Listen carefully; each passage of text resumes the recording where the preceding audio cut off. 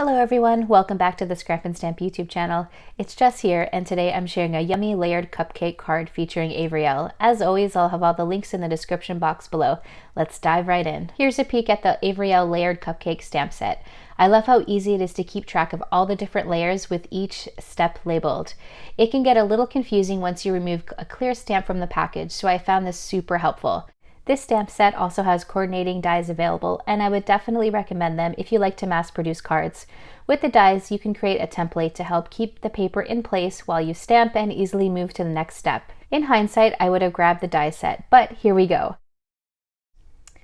I wanted to show that you can create a beautiful card without the dies or even without 5 different ink colors. For the icing, I'm going to use Catherine Poller's Sweet 16, Pixie Dust, Serenade, and Drive-In. For the last stamp, I'm going to use my darkest shade, Drive-In, 3 times so I get a color variation. I'm stamping each tone twice so I get a crisp image. I found my stamping tool helped to ensure even pressure. As you stamp each layer, the negative space that's left on the image will help us line up the next stamp. In between the layers, I'm making sure to clean each stamp and my MISTI so I can minimize ink transfer. We'll work our way through each layer until we have a really cool graphic effect. We're just finishing up the 5th layer. I'm going to use Serenade again, so I'm going to stamp it 3 times so that I can have a variation in color.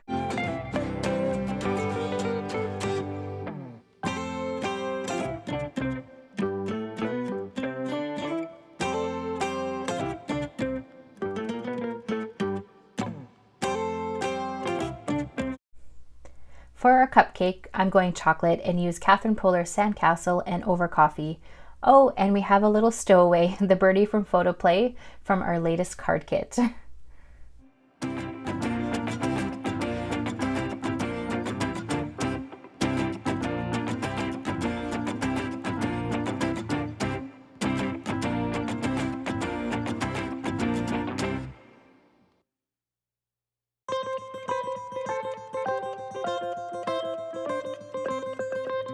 Next up, it's the cupcake wrapper. I'm switching things up a little and using oxide inks in Spun Sugar, Kitsch Flamingo, and Picked Raspberry, again doubling up on my darkest tone to make the layers work.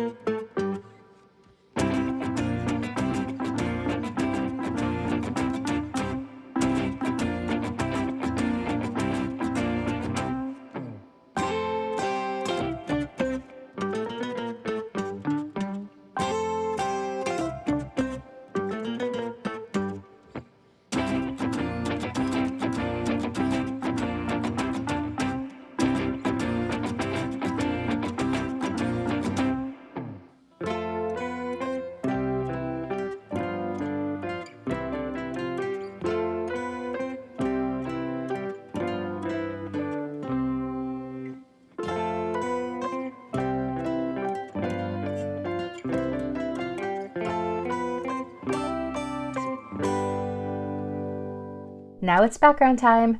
I decided on pairing the image with pretty pattern paper from Doodlebug's Cute and Crafty collection.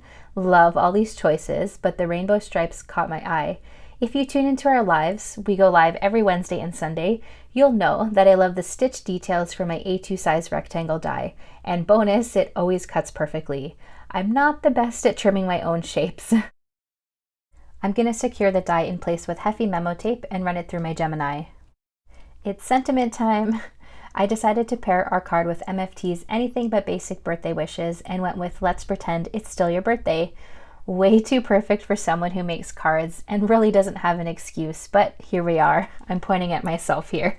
I'm going to go ahead and stamp the sentiment with VersaFine ink and, well, the paper moved and oops. The sentiment is overlapped, but I'm going to show you how I fix it. We're going to fussy cut the cupcake. I grabbed my fine detailed scissors and went for it.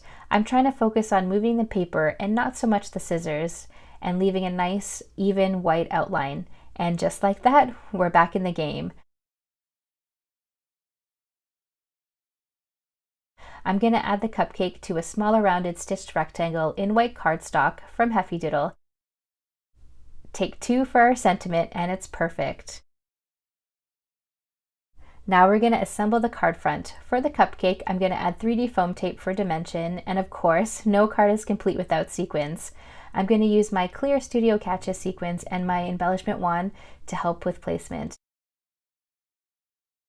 And here's the card. Thank you so much for tuning in. If you like this video, be sure to hit the like and subscribe button. Until next time.